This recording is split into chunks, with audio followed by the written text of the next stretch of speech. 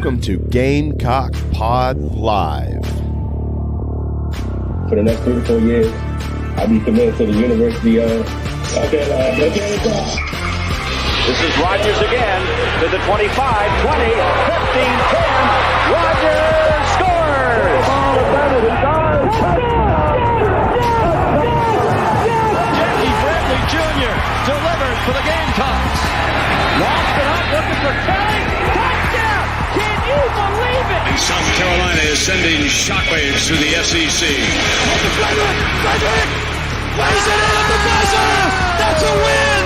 Unbelievable! I don't believe it! And now, live from Studio 54 of the Gamecock Pod Studios, here's the Cockfather himself, Keith Alsep.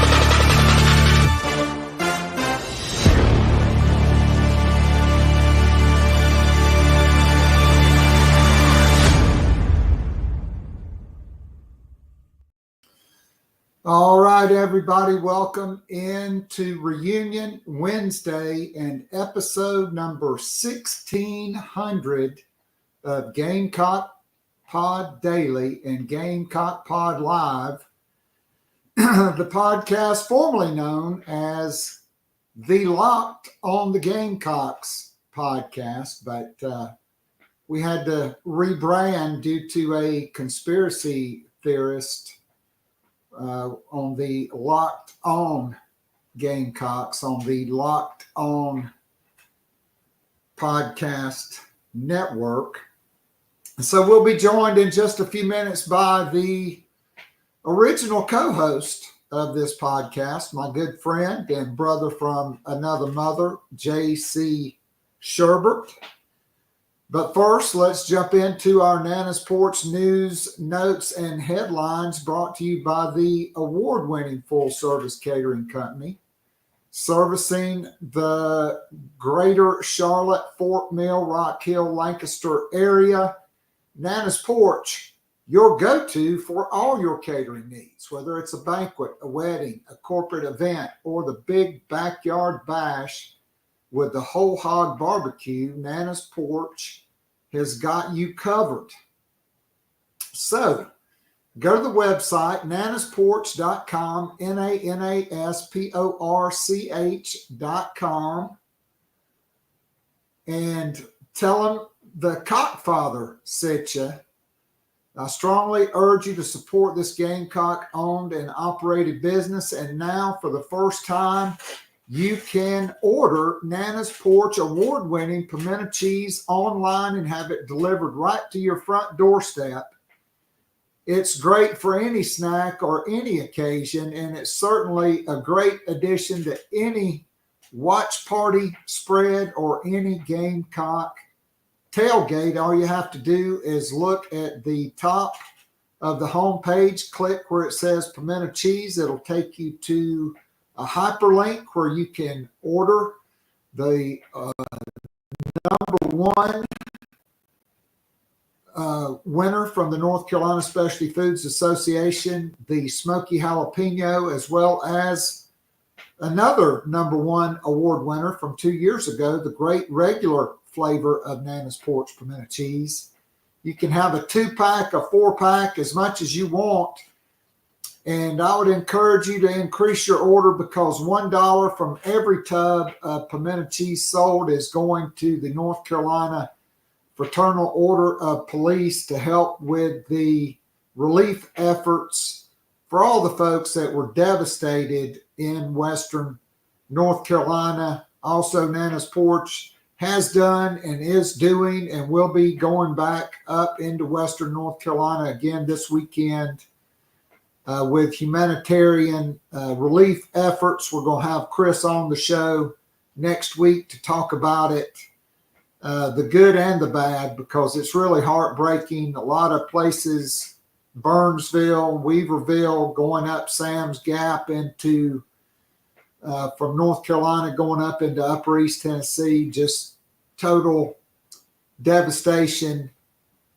And Some of our patrons have been affected, not only in South Carolina, but in North Carolina. We had one person, Ed, near and dear to my heart, just bought a new home in Morganton, and Helene comes through, flood damage, power outage, cell outage, everything out just for days. And he's one of the lucky ones because he and his family survived. A lot of folks did not survive.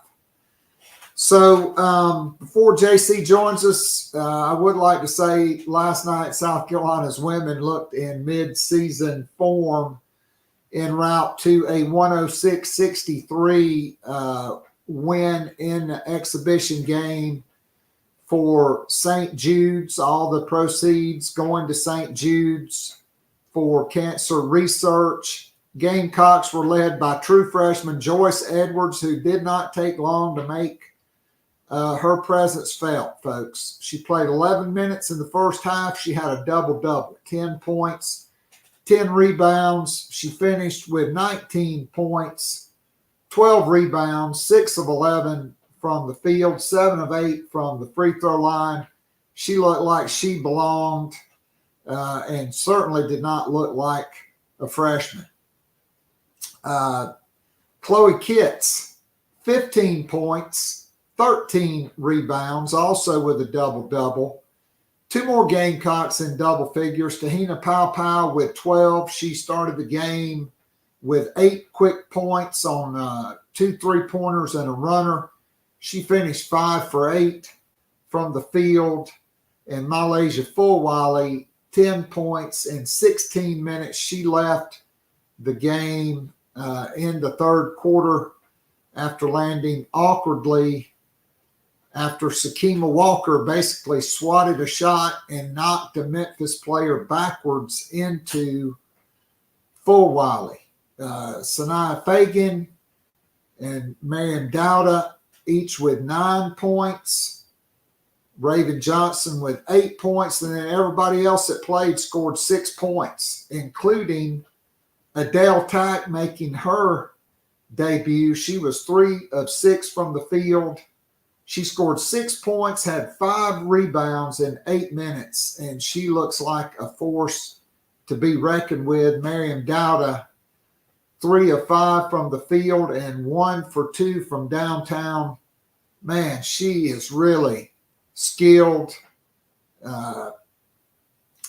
Breezy Hall, 6 points, 4 assists. Raven Johnson, 4 assists.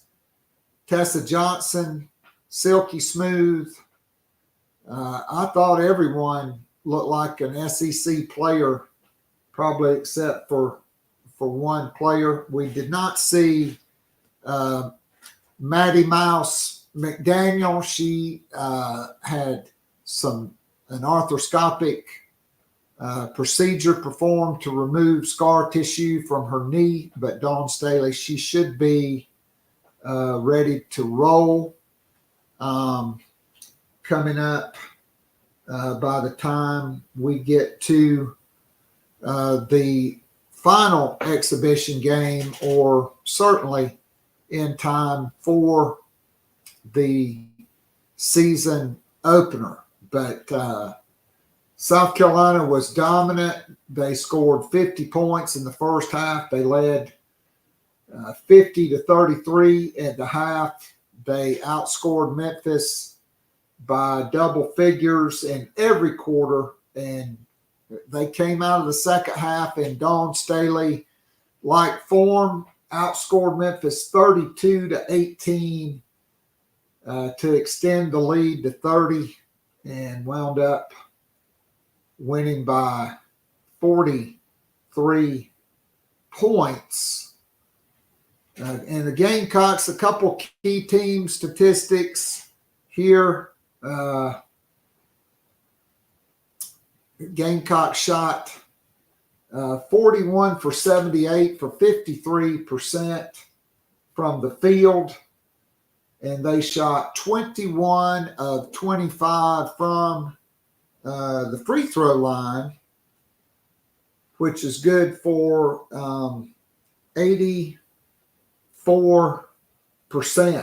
They started the game 3 for 8 from downtown. They missed their final 3 late in the fourth quarter to finish just 3 from 11.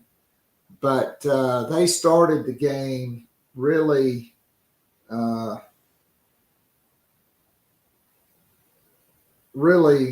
firing on all cylinders.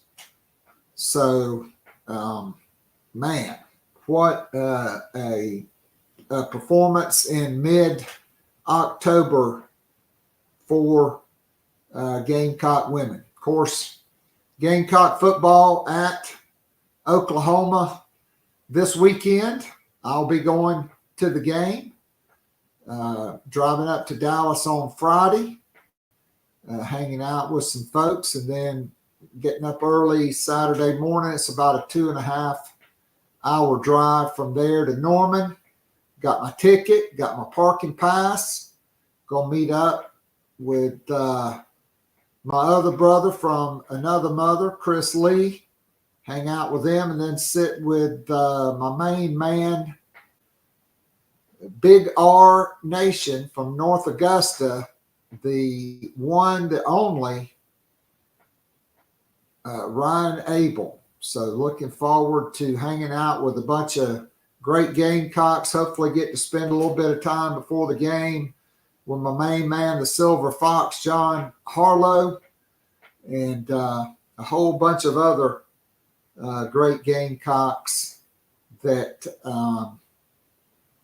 will be on hand. Of course, the Gamecocks broke our hearts on Saturday, falling to Alabama 27-25, and there were just so many times Alabama was ready to let that thing go, and South Carolina just couldn't take it. I would like to draw your attention to the final play of the game, though. This was pointed out to me by my good friend Marty Lambert. On the last play, when Lenora Sellers heaved it towards the end zone, or to the end zone, the Alabama player caught the ball on about the 3 or 4 yard line, and his momentum did not carry him into the end zone. And his teammate, with a big heads up, as he was getting ready to take a knee, pointed to him, telling him to run it out. If he would have taken the knee, or if Nick Harbor would have tackled him in the end zone, that would have been a safety, and we would have gone to overtime. As I welcome in my main man with the sharply trimmed beard this morning, the salt and pepper look in the Windy City.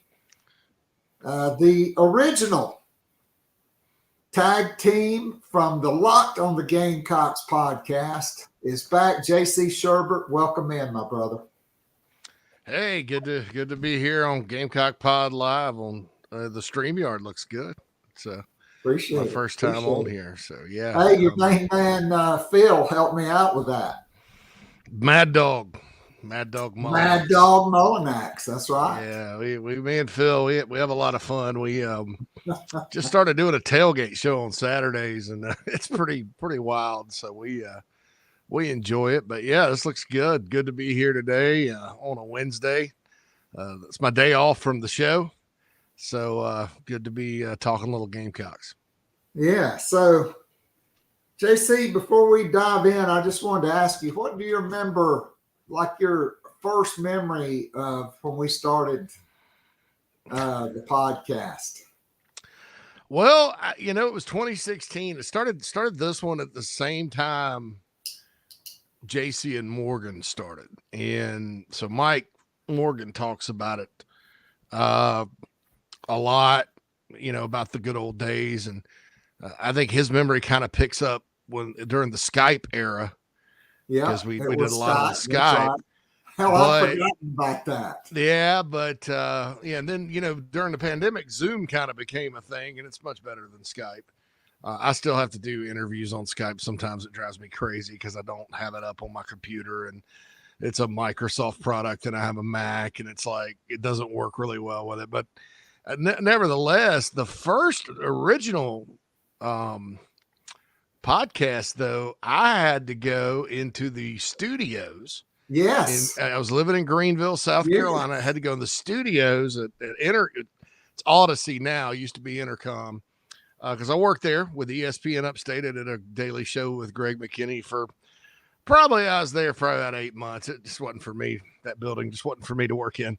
But it had access, and we go in, and then you call, and we'd record it through the board, and then have to download and edit and all that good stuff. I mean, it was a work of it was a labor of love at the time. Yes. I remember it started the first year. Will Muschamp was the head coach at South Carolina. We started that August, previewed the Vandy game, and went through all the games. And I remember that spring, if it was 2017, I think. I'm trying to remember. Probably 2017. Yeah. Chad Holbrook resigned while we were recording one day in June.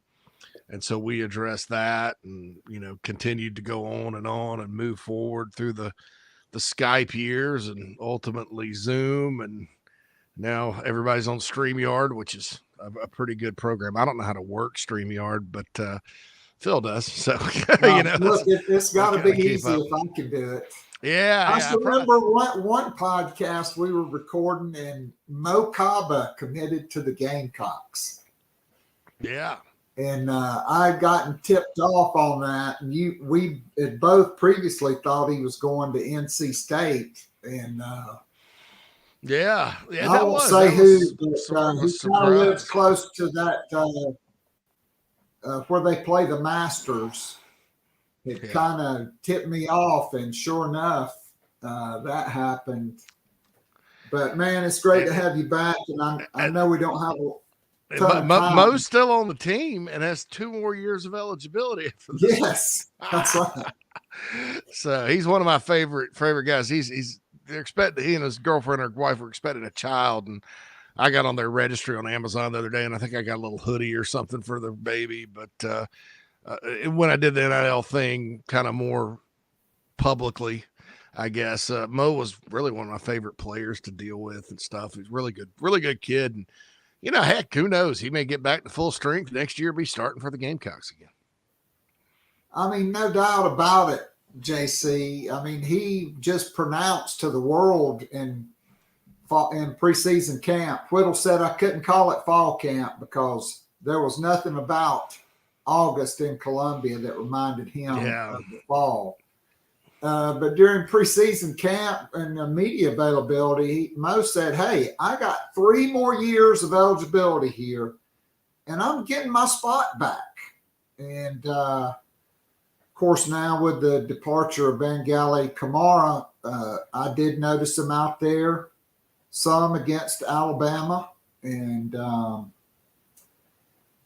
so I'm pulling for him. So first question before we get to the Gamecocks, talk to us, like we know the Gamecock club's privatized now, and that's going to help with NIL as far as the pot goes. But now you merged with the Garnet Trust and are involved with that. How is fundraising going with the Garnet Trust, and do you guys kind of have a yearly benchmark that you would like to get to? And if so, how are you guys progressing towards that goal? Sure. Well, we're about to roll out some new membership levels and benefits. That's kind of been in the works for about the last 60 days, and new website and all that good stuff, because, to attract new people. I mean, I think everyone felt like that would be the right way to go. As far as the overall NIL picture at Carolina, I mean, you hit the nail on the head. You got, I know the popular move is to bash the current administration, but behind the scenes, they did a really good job of fixing a lot of the issues, including lobbying the state government twice to change the law. And I've learned sort of the hard way. I don't want to say the hard way, but just in terms of digging into it, the institution across the street from the campus they don't move at any kind of pace unless they're highly motivated to. It's easier said than done to get laws passed, even when they make total sense and help everybody that plays football in the state. And football is important in our state. But so they deserve a lot of credit for that. The situation's good. I think, as far as folks that want to help out, just pay attention to the initiatives that we do. And when we roll out those new memberships, consider it. I think one of the things in NIL that every collective struggles with is what do the fans that get in return besides just good feelings? Because when you do that, then it's basically you're talking about winning and losing, and winning and losing, as we know in this league and in across college football these days, is easier said than done as well. So especially with the teams Carolina has to play and all that good stuff, you're probably not going to win if you don't have a good NIL situation, but you can't guarantee that you're always going to win. And so there needed to be some better perks and things like that. And they're going to roll those out different levels and stuff. Those of you that are members already, you're going to be grandfathered in, and I think everybody will be happy.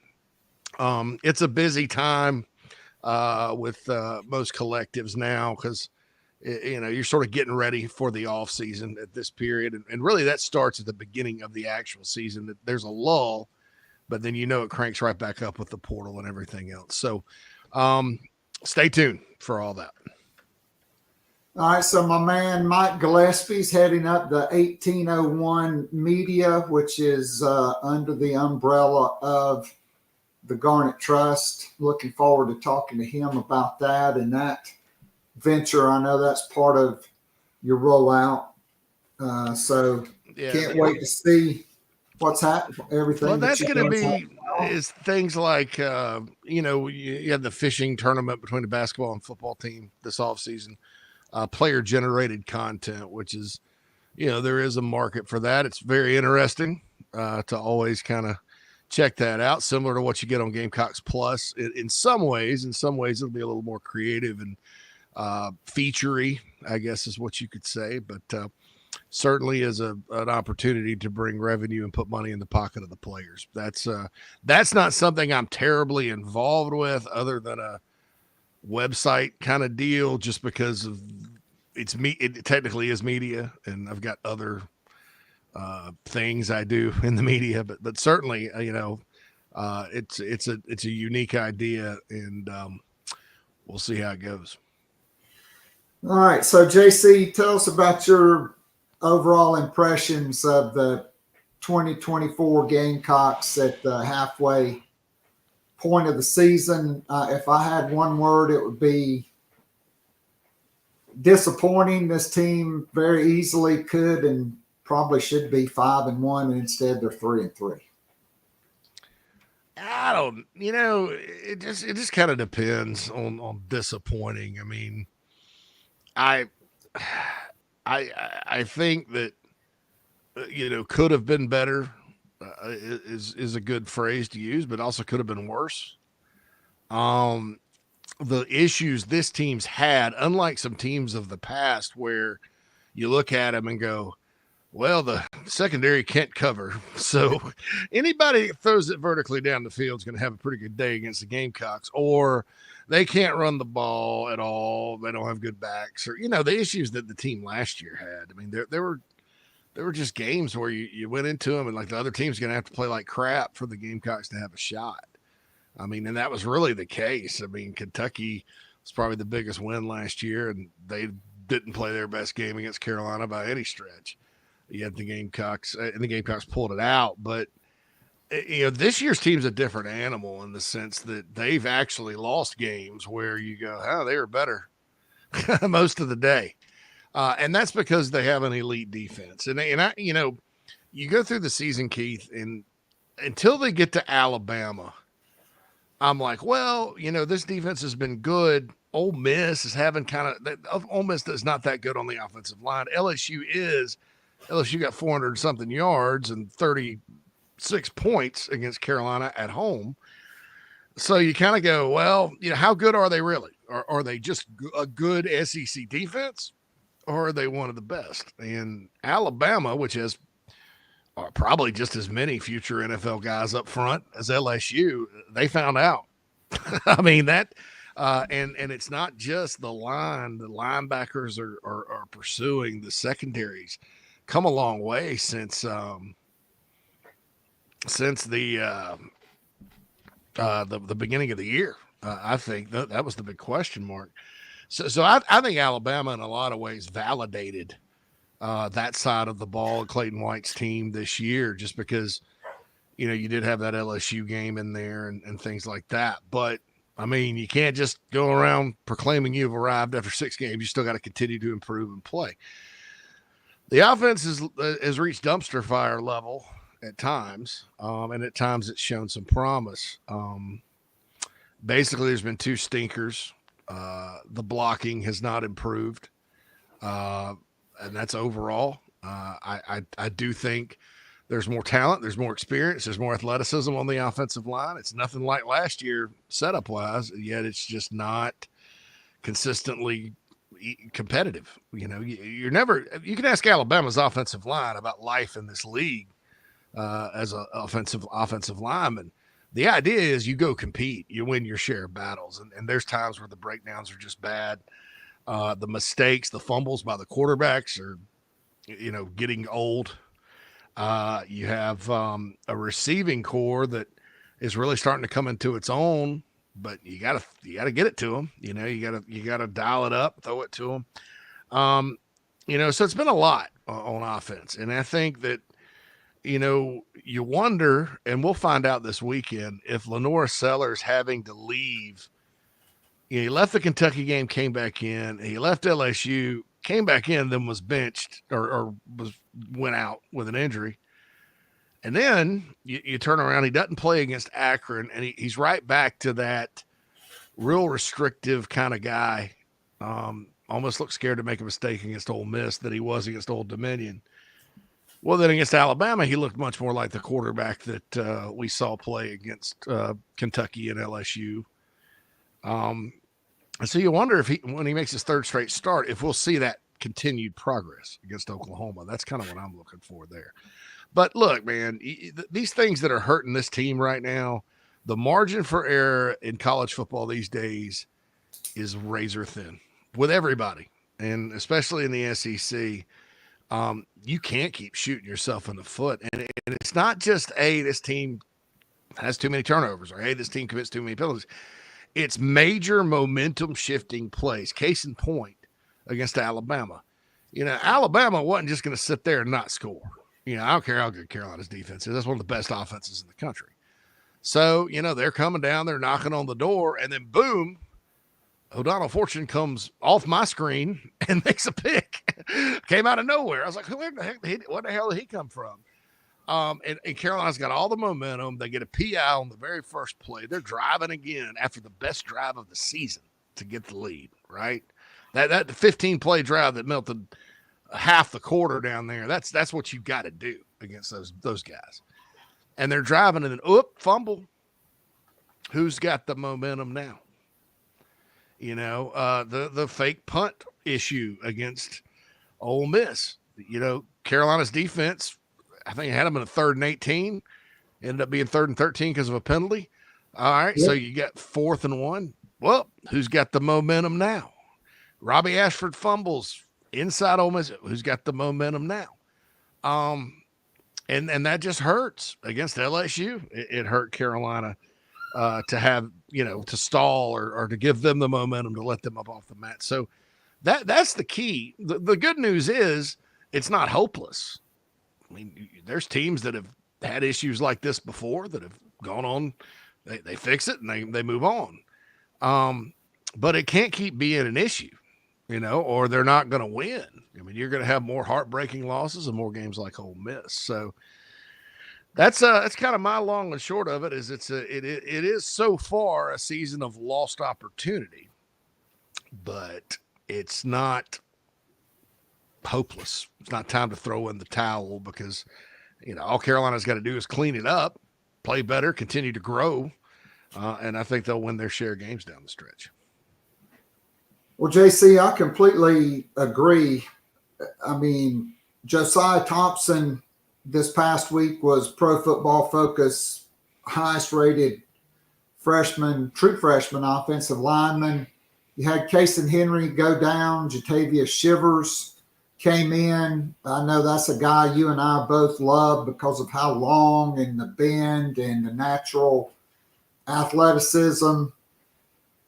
He came in, pressed into action. I thought he played extremely well. I mean, there's two head scratchers for me.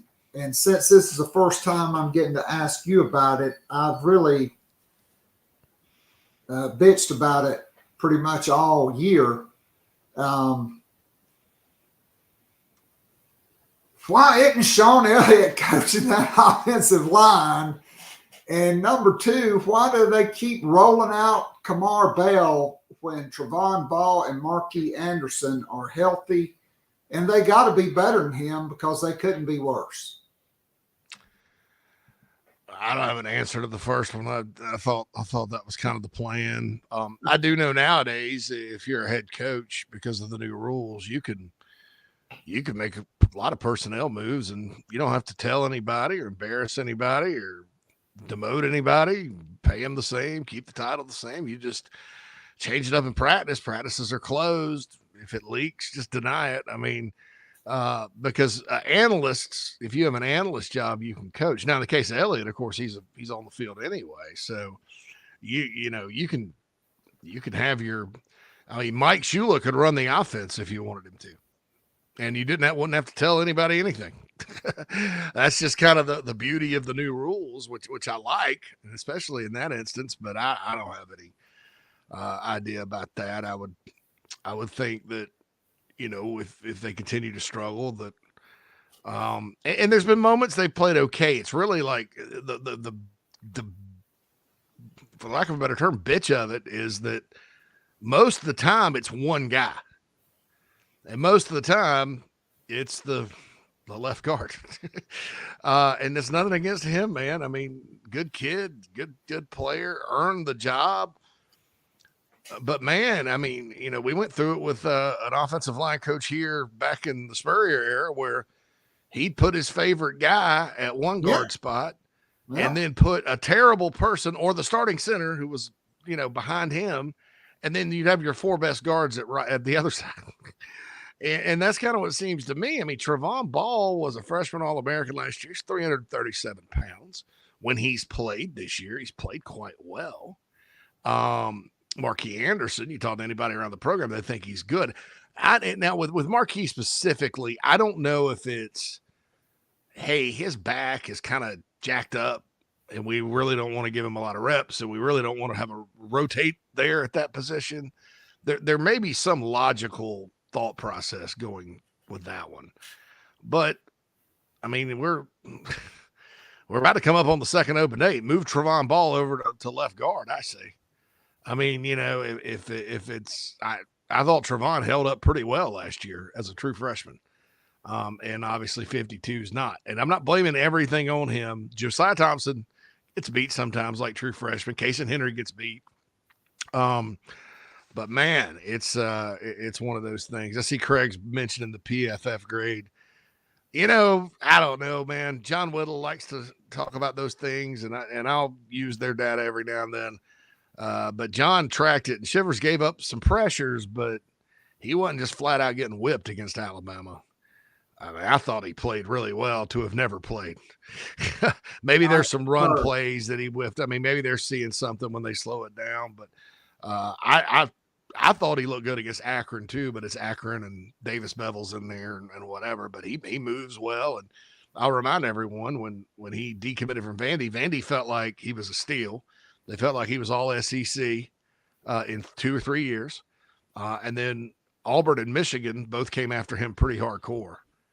Between the time he decommitted from Vandy and the time he committed to Carolina. So I thought, and Beamer did mention during the press conference that competition's open there. He alluded to that a little bit. Now, I like Casey Henry. Don't get me wrong, man, but it's just like, remember Justin Sorensen, 3-year starter here. he's going to give up some sacks sometimes. That's Case and Henry's. Nothing against him, but sometimes you get outmatched out there. So we'll see kind of how that plays out. But I have been saying publicly, on the show, on the site for a couple of weeks now, they need to do something on the interior. There are far too many plays that get blown up straight up the middle, and the backs don't have hardly any room to run most of the time. And look, that's Torricelli Simpkins too. He's playing significantly better than the left guard and has his moments where you go, man, that guy's good. On Rocket's pretty long run the other day, he did a great job opening a hole. But man, that left side, especially when you got a true freshman out there at left tackle, you can't have a liability at left guard. So I don't know what exactly the answer is as far as who, but since the Ole Miss game, I've been waving the open competition on the interior flag. No doubt. So, JC, we look at the defense. It has been elite. I would say, on the Lenora Sellers, if you think about it, he missed one quarter of the Kentucky game. He missed the second half of the LSU game, which I think definitely cost South Carolina that game. Then he missed all 4 quarters against Akron. He's really only played in, that was basically his 4th game of the year in Tuscaloosa on Saturday. And albeit with minus 1 play, he outplayed the Heisman frontrunner, Jalen Milroe, who's played a hell of a lot more football than he has. But you mentioned Simpkins. We can look at Joshua Simon. And on defense, Kyle Kennard, maybe outside of Walter Nolan, I can't think of a more impactful defensive player in the transfer portal. Kyle Kennard leads the SEC in sacks and tackles for loss. And if his head coach hadn't have made a bonehead decision against Ole Miss right before the half, he would be probably tied for the lead in the nation in sacks. Yeah, that was a brutal decision. That wasn't Shane's day, head coaching decision-wise at all, to say the least. And so the larger point is when you consider Simpkins, Simon, Sanders, Kyle Kennard, DeAndre Jules, Demetrius Knight, Monkel Goodwine, all the way back to Spencer Rattler. You can talk about Vandrevis Jacobs, Jared Brown, Gage Larvadane. South Carolina has hit a high hit rate in the transfer portal, and the way these guys have elevated their game, don't you think that has to help South Carolina when they attack the transfer portal in December? Yeah, I think more money is going to help too. But yes, but I'll caution everybody. Like, look, some of these, we talk about good evaluations all the time in the high school level. By the way, Judge Collier, good evaluation. Judge Collier. The same holds true in the portal to a certain extent. I think a lot of coaches and programs like Florida State. I don't know about Ole Miss, maybe them too, but we'll see if they hold it together. But you got to have a blend, and it's just like recruiting. You got to take the right guys. Kyle Kennard was not a player that really jumped off stats wise at Florida State. He wasn't a highly recruited guy. At Georgia Tech, he was kind of flashy, but Sterling Lucas had him above, the great LT Overton, the 5-star guy that's at Alabama, who's doing some good things. But Kennard was the guy at edge. They wanted him worse than anybody. Same with DeAndre Jules at tackle, who is really good when he's healthy. Offensively, you kind of look at Brown and Jacobs. They were late pickups, kind of, I don't want to say bargain bin guys, but they didn't require, a bunch of money, NIL-wise, like a lot of receivers do these days, and they're good. I mean, Brown was the number one receiver, and Jacobs kind of hit a little lull, but I think he's gotten his mojo back a little bit with the Alabama game, and he was questionable for some of the week injury-wise, so he may be a little banged up. Larvadane was the best receiver in the spring, and I think we're starting to find out why. Because he's again healthy now. He's started getting healthy with Akron. Even Robbie Ashford has served his purpose. Yes. I mean, so and you go back Rattler. I mean, there's a lot of emotions about Juice Wells, but he 1 year he panned out pretty doggone good.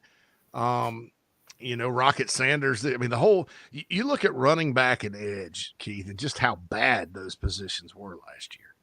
Yes. I mean, poor Tyreek Johnson and Jordan Strong were trying their asses off. But man, Tyreek was in his 10th year and was just getting to play. Good legs between them. Yeah, and Strong was coming off an injury, and then there was a 230-pound Brian Thomas Jr. behind them, and then Boogie and Tonka and T.J. Sanders are playing every single snap and wearing out. You had no depth at linebacker, and what you did was a little slow, just to be honest. That was, it's amazing they played as well as they did down the stretch on defense last season. But there's depth now and talent now. I mean, getting those reserves and what I want to, and there's a guy named Jawan Howell on the roster too. It's going to be pretty doggone good at running back. He got NC State. Fuller. Yeah, Matthew Fuller. I love the way he runs the ball. He falls forward. But you got Torres Ellis Simpkins and Jordan Howell came from HBCUs. Demetrius Knight came from Charlotte. I'll remind everybody, Juice Wells came from James Madison, which now you get a lot more credit for being a James Madison. 70 on the 70 on Mac Brown. Everybody's still talking about that one, but it's just one of those things. I mean, even Kamar Bell, and I know I'm with you and agree with you. That's not a bad pickup from the pool, right? Because he's a depth piece at the least. The kid they got from Oklahoma was a depth piece at tackle. I think he's probably going to redshirt this year. Oscar Attaway, I think, is coming into his own. I mean, I thought he had his best game against Alabama, especially catching the football and running hard. So, running back and edge, they completely redid. They had to redo receiver. And it looks like it's kind of like going fishing and catching a bunch of fish in a net. You catch 10, 4 or 5 pan out for you. And I don't know who the didn't pan out would be, but, those guys are still playing and, they're going to play out the string. I mean, if Bengali Kamara had not left, I thought he was going to play. He makes plays. He was like one of my favorite players in the class. It sucked that what happened. But, getting guys from Pitt is not a bad deal. No doubt. I mean, so that's JC. My one gripe about Clayton White is, to me, there's no reason why Debo Williams and Bam Martin Scott had played 170 more snaps than that guy. No linebacker should be playing when you have the quality depth South Carolina has. 68, 70 something plays in a game. And I mean, he had played 70 plays in the first 5 games of the season, albeit 30 of them against Ole Miss. But I mean, there's not a whole lot to gripe about Clayton White this year, even third down defense. They're down around 34, 35%. And doing really well. But you talked about wide receiver, and I mean, I think the top 6 have clearly come into focus now with Mazeo Bennett, Gage Larvadane, Vandrevis Jacobs, Nick Harbor, who probably had the biggest catch of his career against Alabama, Jared Brown, who's been banged up. You'd think that was the biggest catch of his career? Oh, I mean, without a doubt. It was a great catch. It was. I mean, and Delvon Campbell, who would have had the biggest catch of his career had it not been for a bonehead phantom offensive pass interference call in the LSU game. I mean, that was just awful. And he got banged up against Ole Miss and had to go out and miss most of the game. I thought against Akron, it was Akron had a pretty good safety. I think they got him out of Atlanta, but I don't remember his name. That safety, Delvon catches that little slant, and he's gone. And the safety somehow dove, and I think Delvon's shoe nicked his helmet, and he fell down. Great play by the safety. Or he'd have housed it. And I think just like Nick Harbor, he just needs something to get him going, right? I mean, he's fast to be a bigger guy. I kind of feel bad for him, but all those receivers are the same way. The more they – and look, South Carolina, you look at the stats, man, they didn't throw the ball hardly at all. I mean, 14 attempts against Kentucky, and hardly any attempts after Lenore's went out against LSU. I mean, 32 and 31 the last two games, or 32 and 32 because Robbie had one against Bama. I like that balance a little bit better for this offense. I do, And you see what can happen because it's young quarterbacks that are just clearly not ready. They don't just turn the ball over and miss open receivers. They lock in on one guy, and if that one guy is covered, they're done. Lenore seems to be spreading the wealth around a little bit, so that's a positive thing. He does, but I think they gotta Connor Shaw him. I think he's being coached to be an NFL quarterback by sitting in the pocket and going 1, 2, 3, 4, dump off. I think he needs to be 1, 2, dump it off or take off and not slide all the time because he's 242 pounds and runs a 4.41 40.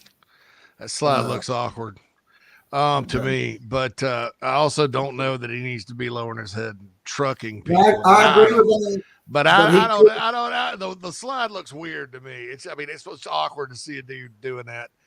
I'm with you. I've been saying that. If the play calling thing is a subject that I'm tired of talking about it. I have my opinions as to what they needed to do on offense around here, and obviously that's not one that is shared. but that's when you get to the whole don't run a pro style offense, and it's not necessarily that your plays are different because a lot of pro teams run the same thing.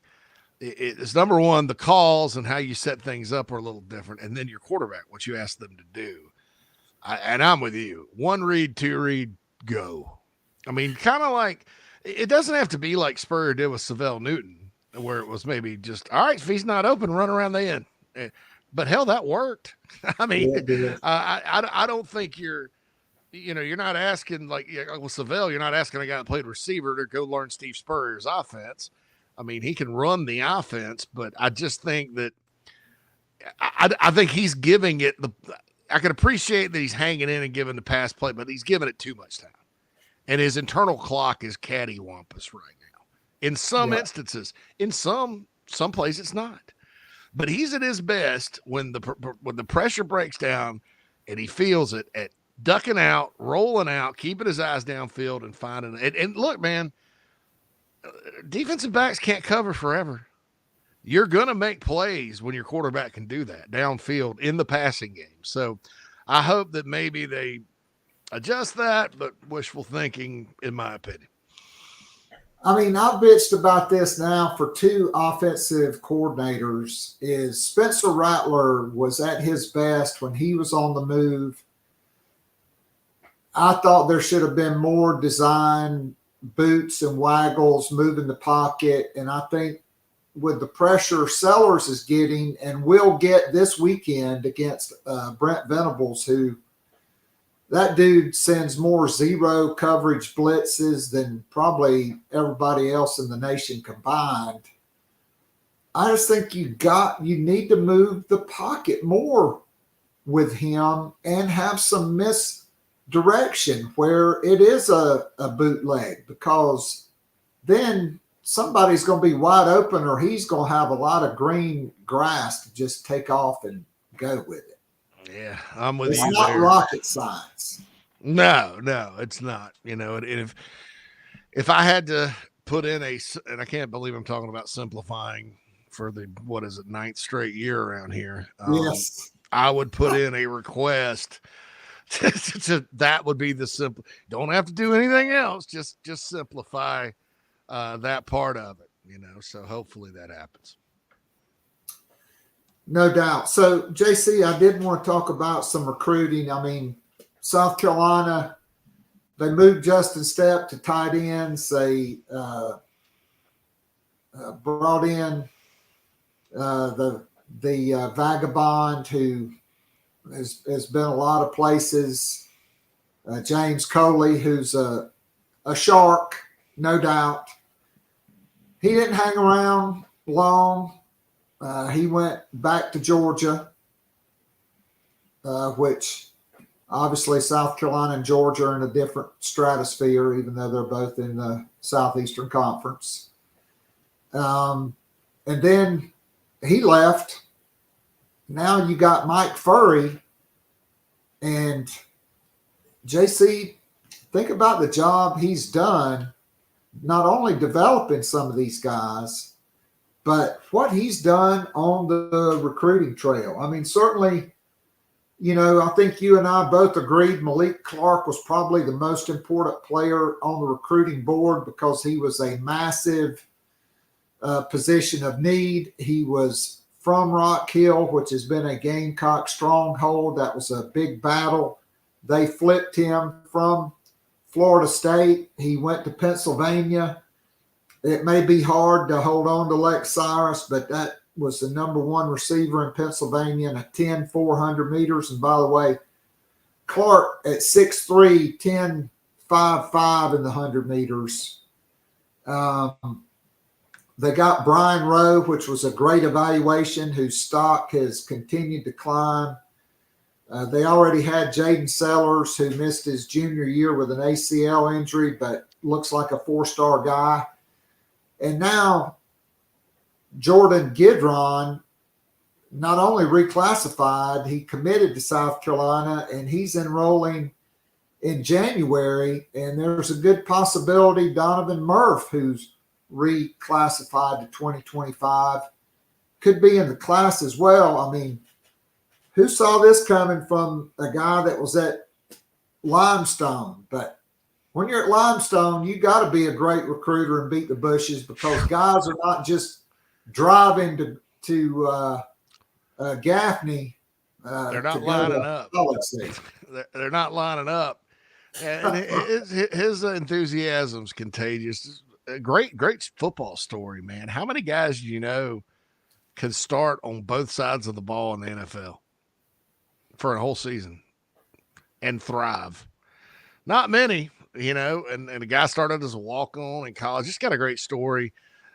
What impresses me about him is the fact that he was at Limestone, and you got to be resourceful there, and you got to kind of find guys and coach them up. And, I think that's what, with this receiving group this year, specifically with a lot of new faces, you got to kind of blend and mix and match and get young guys like Mazio Bennett ready. And he's done a good job doing that. And then recruiting wise, I'll be honest, I've been sweating the 2026 receivers from Columbia, because you look at that position, it's important for South Carolina to sign the top receivers from the state. Same reason I was sweating Malik Clark. I don't sweat recruits that often, because I've learned through the years, sometimes you go find somebody better. The Matt Rollins of the world go to Florida. You go get Sky Moore. Mark Fields goes to Clemson, where he never started. You go get Rashad Fitton. Fitton Island. So, I mean, it sometimes it doesn't matter. And then, the other, you just got to go find guys. But in-state receivers specifically, this program's been through a lot, good and bad, with that recruiting. But that's good. Murph is not, I don't think he's an early enrollee, but he's going to come over the summer. And that's fine. He's more physically ready. Gidron, there's some development that needs to take place there, but he's also a track guy like Clark, and then Clark's a tremendous athlete. So it's turned. I still think South Carolina will target one or two outside type guys in the portal, unless Nick Harbor blows up the next half of the year. And he's the outside guy, because they sort of need those types. But, I can't say enough good about him going to I mean, the limestone thing's what sold me. He was with the Chicago Bears. South Carolina's got 2 former Chicago Bears offensive coaches on their staff. I mean, trust me, I've watched that disaster. And he was here for the I think they're 1 for 2 there. The That's Nagy all I'll say era. about that. Oh, Dowell Loggins wasn't in Chicago too terribly long, but Fury was the receivers coach for Nagy. Now, receivers weren't bad when I watched them. I didn't like Nagy's offense, but I mean, shoot, who does have a good offense in Chicago? But yeah, I think the guy's just a great story. I think he resonates with players. I think he can coach ball, and his track record as a coach is really good. Like you said, Limestone's not an easy place to go win, and he did. No doubt. So, JC, last question before we let you go. What are the keys here for the second half of the season for South Carolina to have a winning season in the second half? Quite frankly, that's what I'd really like to see, because I thought this team shouldn't be going for a 6-6 season. There's been some crazy stuff that's happened, but what are really the 2 or 3 biggest keys here as we go into the second half of the season, beginning Saturday in Norman, where I will be in attendance? Yeah, you and a lot of other ones. There's a lot of Gamecocks going out there. It's first time, so That's I right. expect 6,000 or so in the stands. Just I spitballing, just talking to the number of people that are going. It's clean up on aisle Garnet or aisle 7, since it's the 7th game, whatever you want to talk about. You can't make mistakes. The way Oklahoma's going to beat you with the struggles they've had on offense is if you screw it up. And I'm not, that kind of sounds crazy to say South Carolina versus Oklahoma. It's Oklahoma freaking Homa. But with their issues on offense that they have and South Carolina's defense, look at how Auburn lost to them. Auburn had 500 yards of total offense and gave the game to them. I think that's the way you're going to lose to every team left on the schedule if you lose it. I mean, I think South Carolina matches up just fine. A&M's probably right now looking like the toughest game, but they haven't been super duper all year. I think having a week off after beating the crap out of Missouri has made a lot of people think Missouri's terrible and A&M's great, and we all know the truth usually lies somewhere in between. And it's at home and the only night game in the conference this year. So, I think clean up the mistakes and then the whole narrative about the offense and, what you hope for is the Sellers missing time thing is accurate, because it may not be. I have a hunch that may be kind of what threw him off for Ole Miss and all that, because you do have to go play to get better, especially at that position. And so you got your 3rd straight start coming for him. And if he can build on Alabama and get a little better, and the whole narrative about the offense was it'll get better and better every week. Well, it didn't, because Ole Miss was very similar to Old Dominion, dumpster fire. If that can continue to happen, they can continue to grow, play better than you did against Bama and Norman this weekend, cut down on the mistakes and the turnovers, especially the fumbles by the quarterbacks. Quarterbacks have fumbled in every game this year. They've and only one in Kentucky. They didn't lose it, and they should have lost a fumble in that. That's one. right. Yeah, so I don't know what kind of ball security drills you need to do. Hopefully he's got 2 hands on the ball when he slides. I don't know, but that needs to happen, because that's how you're going to lose to Oklahoma, A&M, Vanderbilt. That's how you're going to lose. So South Carolina needs to cut down on that, and the offense needs to continue to grow. And they can't have, the defense is, every time I worry about the defense, they make a fool out of me. But the defense can't go and have a bad game where, like, Hawkins this weekend has a game of his life and throws it and runs it, and they fool them. They got to stay locked in, but they've been pretty good about that this year. So I think that's the key, is clean it up. Are they capable of doing it? Stop making the mistakes that suck momentum away during a game, because, momentum's real. And once you lose it, sometimes you can't get it back. This team's done a good job of fighting back this year, but wouldn't it be easier just to keep the momentum like you did against Kentucky the whole game? No doubt about it, JC. And with that, we'll send you off. Thank you so much for being on today. And hopefully we'll be able to catch up down the road. All the best to you and all your endeavors. And it's just great sharing the screen with you today, my brother. Yes, it was. Thank you, guys. Thanks, everybody, for tuning in. See you. All right. That was JC Shurburtt, thebigspur.com, the show, JC and Morgan, the Tailgate Show. Really, really great stuff. And I don't want to ruin it. So I'm just going to say what a great show today. Thanks to everybody who tuned in live. I would like to go through and answer some of the questions in the Nana's Porch chat box. Matt asked at the top of the hour, does a 4-8 or 5-7 Beamer with 4 or 5 games like LSU or Bama, could that go either way to get another year? I think Beamer is coming back regardless. There's 16 million reasons why. I think it's with the recruiting momentum and the great young talent you have on the roster, Matt. It's easier to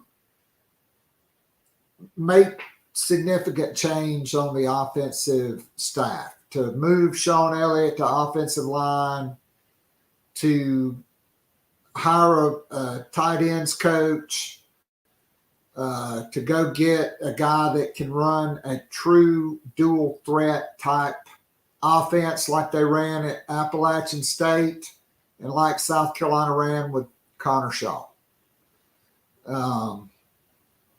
You'll probably have to replace the running backs coach because he is a nomad and he moves every year, and he really hadn't done a whole lot from a recruiting point of view, quite frankly. But I do believe Shane Beamer's back, and I think we need him to be back because South Carolina is recruiting. The young talent is on the roster. The money is there for the transfer portal, and the performances we're seeing from, like we said, guys from HBCUs, guys that came from Florida State, or a guy like Kyle Kennard. I looked at a new mock draft in South Carolina. TJ Sanders and Kyle Kennard are both in the top 50 rated prospects for the draft.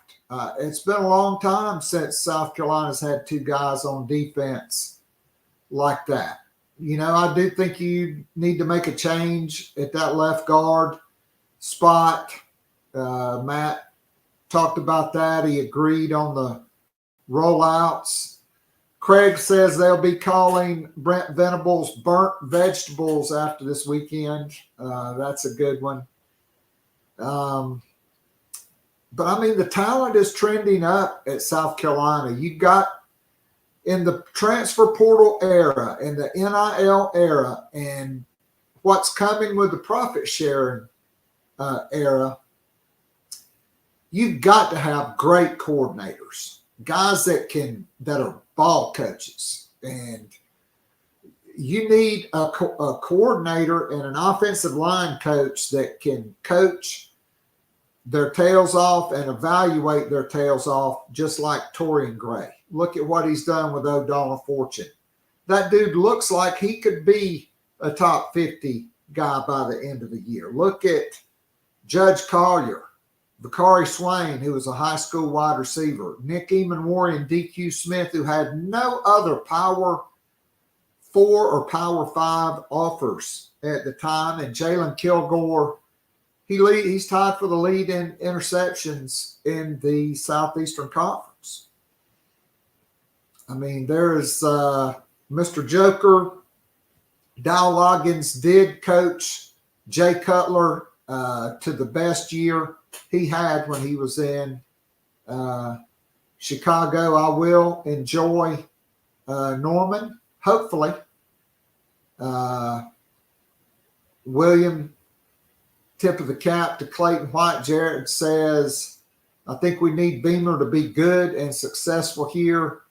We make a few tweaks, we should be okay. Kids love Shane, and so do the families he can recruit. I completely agree.